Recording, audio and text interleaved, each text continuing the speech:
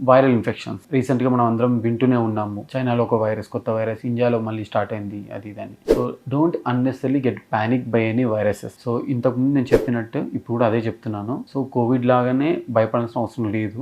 ఎందుకంటే human మెటానిమో virus అనేది which you already listening in your media and everything, ఇది మన ఇండియాలో కొన్ని సంవత్సరాల నుంచి ఉంది.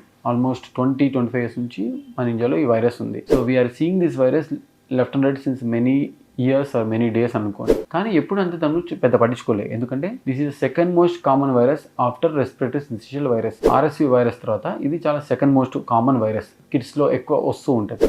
ఎందుకు దీనివల్ల వరి అవ్వద్దు అంటే, ఇది సింపుల్ జలుబు దగ్గలానే అందరికీ ఉంటుంది. రొటీన్గా అందరికీ జలుబు దగ్గు వస్తున్నట్టే ఇది కూడా అలానే ఉంటుంది. కాకపోతే ఇప్పుడున్న ప్రజెంట్ స్ట్రెయిన్ చైనాలో ఏముందో ఎవరికి తెలియదు exact. Even they are also not disclosing things. అదేంటనేది చెప్పట్లేదు. భయపడే బదులు ప్రికాషన్స్ తీసుకుంటే సరిపోద్ది. Like any other virus, any other flu లాగా కానీ, ఎనీ అదర్ వైరస్ లాగాని సింపుల్ ప్రికాషన్స్ తీసుకుంటే ఏ కంగారు పడాల్సిన అవసరం లేదు. సో ఎవరికైనా సరే చుట్టూ జలుబు ఉందనంటే try to wear a mask so that మీకు స్ప్రెడ్ అవ్వకుండా ఉంటుంది. Always wash your hands properly. ఇవి రెండు very very important. And always తుమ్మినా దగ్గర ఇలా కవర్ చేసుకొని ట్రైన్ చేయాలి మీ కిడ్స్, లేదా మీరు అడల్ట్స్కి వచ్చినా కూడా ఇది పాటిస్తే స్ప్రెడ్ అవ్వకుండా ఉంటుంది. Prevention is better than cure. మీరు ప్రివెన్షన్ చేస్తే సరిపోతుందండి. అన్నసలు టెన్షన్ పడడం వల్ల అవేవో అన్ని మిగతా వాళ్ళందరూ చెప్పినవి అన్ని తాగడం, తినడం ఇట్లాంటివి కాకుండా ఫస్ట్ ప్రివెంట్ చేయడానికి ప్రయత్నం చేయండి. That's most important.